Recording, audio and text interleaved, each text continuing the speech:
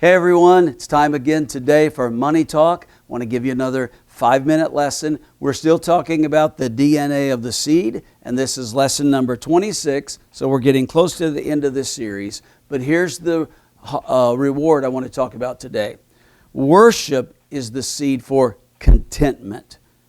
Now, this one will go along with the next one. Worship is the seed for contentment, and contentment is the seed for clarity. We'll talk about clarity next time, but today let's talk about worship is the seed for contentment. Now, worship is a great seed. Worship at its root means declaring worth to something, in this case, to God. The word worship comes from the Old English word. I've never really known how to pronounce this, something like worshipy, W-E-O-R-P-S-C-I-P-E,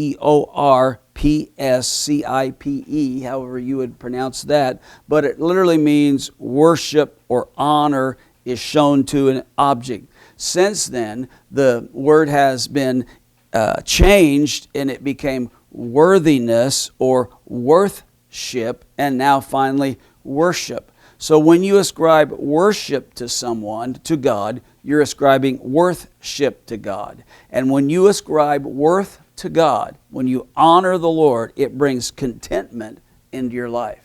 Now, contentment is a great thing. 1 Timothy chapter 6, verse 6 says, "But godliness with contentment is great gain." Philippians chapter 4:11 says, "Not that I am speaking of being in need, Paul, for I have learned in whatever situation I am in to be content." All of this contentment comes from a lifestyle of worship. I know we don't often think of worship as a seed because it's not something we sow into the life of another person, at least I hope not. But it is a seed because we're sowing it into the worth of God. So it is a seed and it produces a tremendous harvest. It produces the harvest of contentment, the blessing, the favor, peace, and relationship, covenant with God back into our lives. Contentment is the opposite of being anxious, the opposite of being agitated, being calm, being comfortable, resting in a position of peace and tranquility. So that comes to you when you worship. When you acknowledge and express worship to God, you're acknowledging and recognizing that God is God. God is sovereign. God always has the final word. God is almighty. He always has His best interest, His children's best interest at heart. And when you're confident in that, it brings great contentment into your life. So worship, I know it's not necessarily a financial seed, although it can be something that we give to the Lord as a seed of worship to the person of Jesus. Worship is the seed for contentment.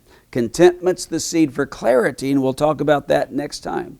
But I trust you're learning how to sow the right seed at the right time and point it towards the right harvest. Whatever it is you need most, ask yourself, what seed, what do I currently have in my life that I can use to sow towards the future, towards the harvest that I desire? And if you are upset, if you're anxious, if you're not at peace, I encourage you, sow the seed of worship. Rest in the worthiness of God and acknowledge who God is, and it will bring contentment and peace into your life.